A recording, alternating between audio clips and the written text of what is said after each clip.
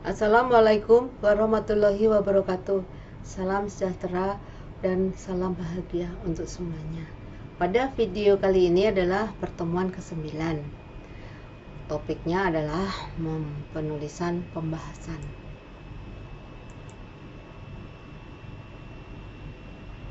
Di dalam sistematika karya ilmiah terapan PP3IP, pembahasan terdapat pada bab 4.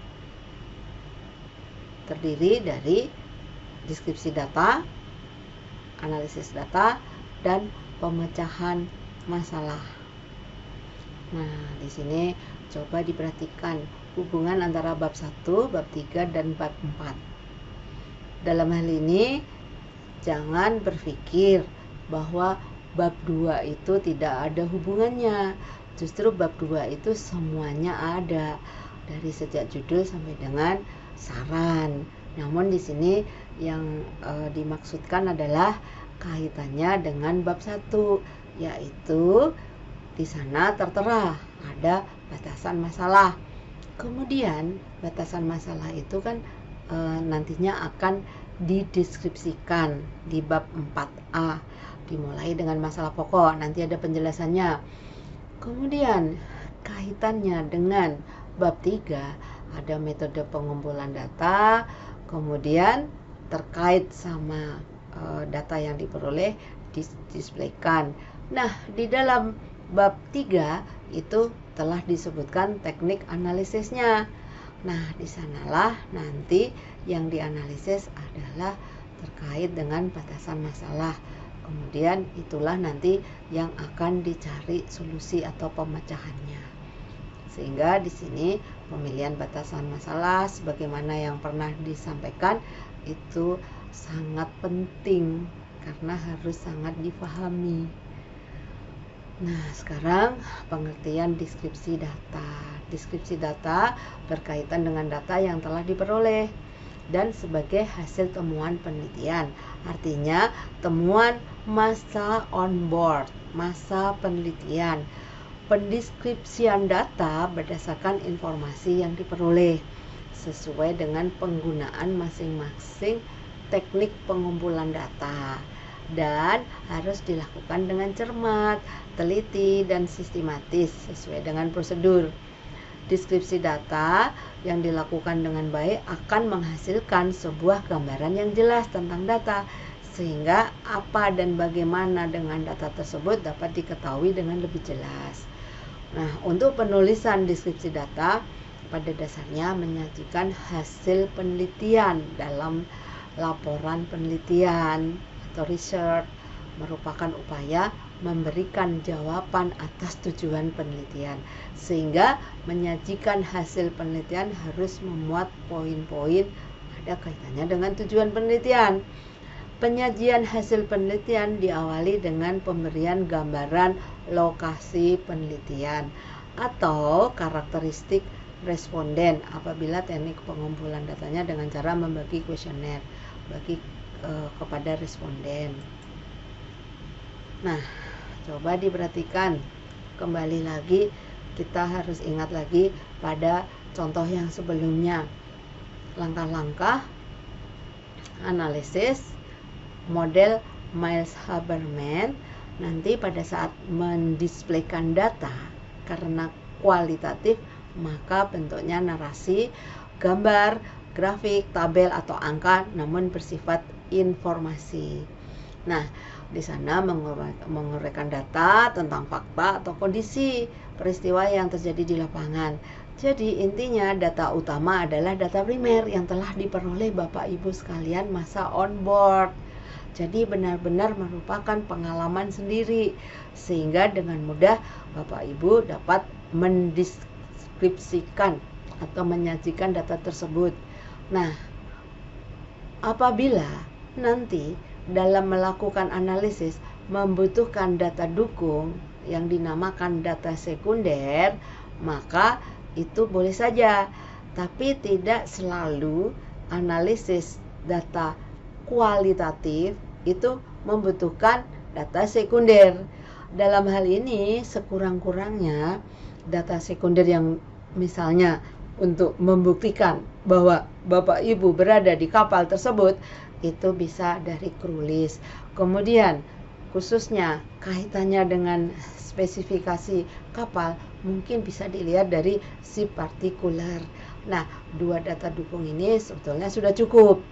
Nah, perlu dicermati untuk penelitian kualitatif bahwa peneliti dalam hal ini Bapak Ibu sekalian merupakan instrumen atau subjek yang melakukan penelitian, melakukan pengamatan secara langsung. Jadi perlu dipertimbangkan yang namanya data sekunder itu apa. Nah, tolong dicermati lebih dalam lagi. Nanti bisa dilihat dari materi PowerPoint yang lebih lengkap ada di e-training. Nah, di sini yang harus dicermati penulisan deskripsi data kualitatif sebetulnya itu penjabaran data. Ya, karena kualitatif pastinya bentuknya narasi. Nah, namun isinya apa sih yang harus ditulis?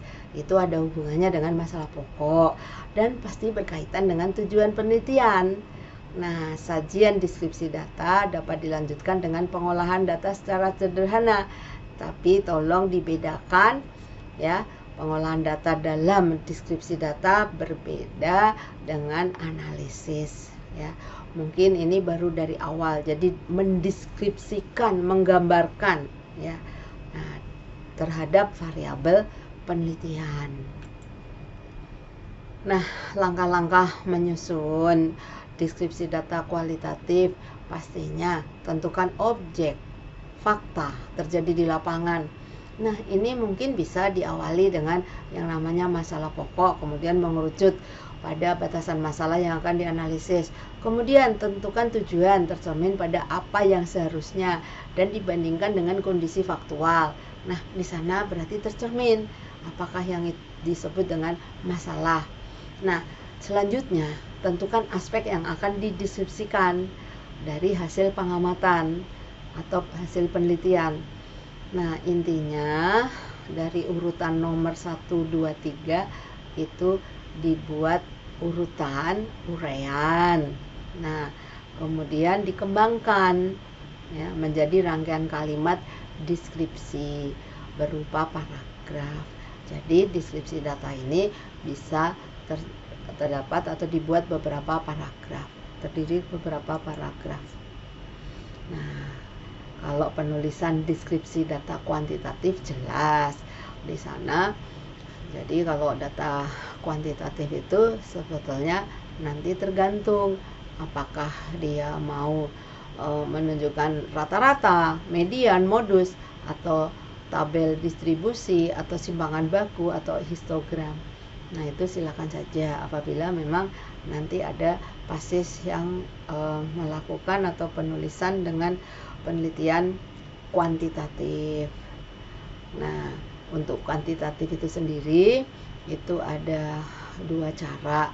Yang pertama, hanya menyajikan hasil pengolahan data saja, misalnya nilai tertinggi, terendah, hasil kecenderungan, kemudian itu yang disebut ya, ada mean, median, standar deviasi, atau prosedur pengolahan hasil tersebut diuraikan dalam lampiran.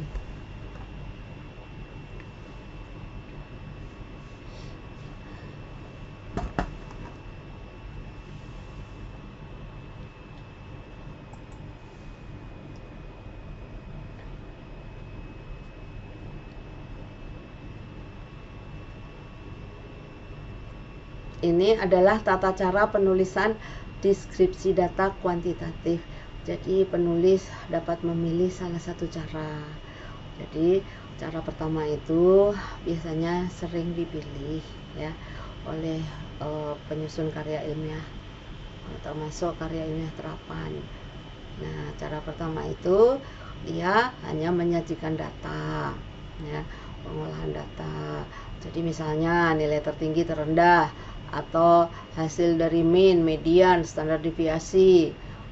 Prosedur pengolahan hasil tersebut diuraikan di bagian lampiran. Jadi itu yang namanya cara pertama. dalam hal ini perlu dijelaskan pada lampiran berapa, sehingga di bab deskripsi data kuantitatif itu hanya menunjukkan hasilnya. Kemudian cara kedua, menyajikan hasil pengolahan data beserta prosedur pengolahannya, sehingga tidak perlu menuangkan lampiran. Makanya cara pertama itu lebih dipilih, karena kadang lampirannya banyak sehingga cukup terdapat di lampiran. Karena kalau di dalam bab lampirannya cukup banyak, nanti menjadi rancu. Nah, analisis data itu sendiri, karena analisis data merupakan salah satu langkah penting dalam rangka memperoleh temuan hasil penelitian, maka data itu sebetulnya menuntun kita ke arah temuan ilmiah apabila dianalisis dengan teknik-teknik yang tepat. Ya. Nah, data yang belum dianalisis masih merupakan data mentah, akan memberi arti yang bila dianalisis dan ditafsirkan. Nah, selanjutnya proses analisis data yang berguna untuk menganalisis data yang telah terkumpul. Kemudian tahap analisis data merupakan tahap penting karena data yang dikumpulkan dengan menggunakan berbagai teknik pengumpulan data diolah, disajikan untuk membantu peneliti menjawab permasalahan yang ditelitinya. Nah, penulisan analisis data penelitian adalah kegiatan mengolah dan menganalisis data hasil penelitian. Data yang dikumpulkan dari lapangan diolah, dianalisis untuk menemukan kesimpulan. Di antaranya kesimpulan dari hasil pengujian hipotesis. Nah, kalau misalnya tidak ada hipotesis itu dengan menuliskan rumusan. Jadi, dengan demikian yang dimaksud penulisan analisis data adalah penulisan hasil pengolahan data yang dianalisis dengan menggunakan metode yang telah dituangkan dalam teknik analisis. Artinya, teknik analisisnya terdapat di 3C, subbab 3C. Di sini subbab 4B itu menuangkan hasil analisisnya. Nah, kalau kualitatif, analisis data kualitatif, di sini penelitian kualitatif dilakukan sejak sebelum memasuki lapangan. Ingat langkah-langkah Miles Haberman. Kemudian kualitatif itu sendiri sifatnya induktif. Jadi memang berdasarkan fakta yang ada di lapangan. Nah, memang bisa sih dikembangkan menjadi hipotesis.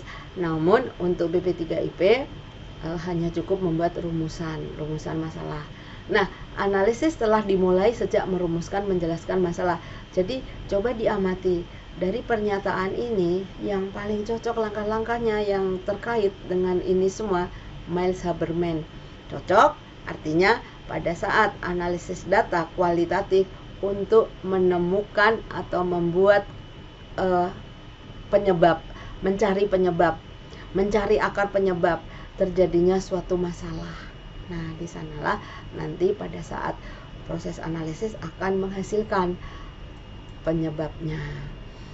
Nah, kaitannya dengan analisis data kualitatif pendekatan induktif, sebetulnya kalau kualitatif tadi kaitannya dengan pertama logika induktif, kemudian di mana secara silogisme dibangun berdasarkan pada hal yang khusus atau data di lapangan ya, dan bermuara pada kesimpulan umum, sehingga analisis kualitatif digunakan untuk memahami sebuah proses dan fakta dengan menggunakan logika berpikir menyerupai piramida. Nah, di sini pertamanya ada namanya fakta, data dan informasi. Kemudian Bapak Ibu sekalian mencari teorinya, dalilnya atau hukumnya, maka bisa membuat kesimpulan terhadap kondisi fakta itu sendiri. Nah, disinilah nanti ada kaitannya dengan membuat kesimpulan, titiknya itu di analisis. Jadi proses analisis itu sebetulnya untuk membuat kesimpulan, walaupun kesimpulan itu nanti adanya di bab 5A. Bab 5A. Nah, ada kaitannya dengan tata cara penulisan data kuantitatif.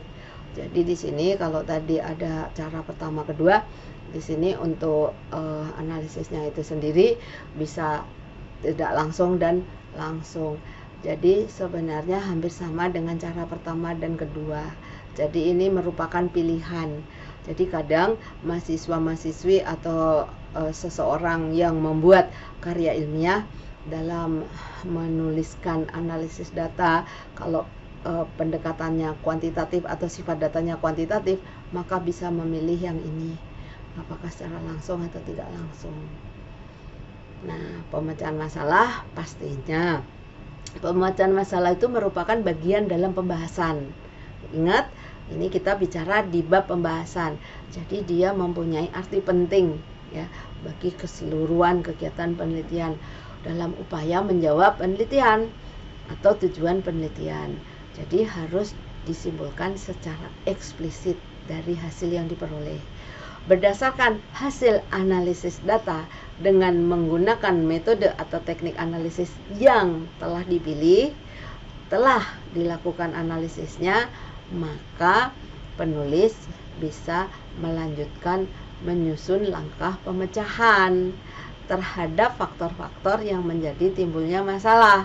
Jadi runtutannya pemecahan masalah itu bisa dibuat apabila analisis datanya telah selesai. Nah, esensi dari pemecahan masalah adalah melakukan rencana tindakan sebagai langkah solusi yang bersifat aplikatif atau dapat diterapkan supaya di masa mendatang tidak timbul kembali masalah yang sama. Nah, di sini untuk membuat pemecahan masalah itu Bapak Ibu sekalian harus sangat memahami masalah itu sendiri. Kemudian merencanakan pemecahannya. Nah, setelah itu bagaimana nanti melaksanakannya si rencana tersebut. Nah, selanjutnya apakah nanti yang dinamakan langkah-langkah untuk pemecahan masalah itu bisa benar-benar efektif. Nah, ini semua 4 hal yang wajib untuk difahami dalam membuat pemecahan masalah. Jadi terkait strategi menyusun pemecahan masalah itu sebetulnya bisa dengan membuat tabel. Kemudian tujuan, memecahkan tujuannya ya. Ada tabel, kemudian apa sih yang akan dipecahkan. Nah, di sini selalu memperhitungkan setiap kemungkinan. Artinya setiap langkah pemecahan itu harus bisa memungkinkan untuk dilaksanakan. Nah, makanya perlu berpikir logis sehingga bisa dengan bergerak dari belakang. Nah, kaitannya dengan proses analisis data telah ditemukan akar penyebabnya, maka karena yang dipecahkan adalah akar penyebabnya, dengan demikian maka bisa ditarik ke belakang. Kemudian yang tidak mungkin itu harus dibuang. Jadi disinilah kaitannya yang serba mungkin atau yang dapat diterapkan. Jadi mengabaikan hal yang tidak mungkin. Ya, kalau tidak mungkin ngapain bikin pemecahan? Begitu ya Bapak Ibu sekalian. Ini adalah sumber referensi yang digunakan bagaimana menulis pembahasan di bab 4. Wassalamualaikum warahmatullahi wabarakatuh. Terima kasih.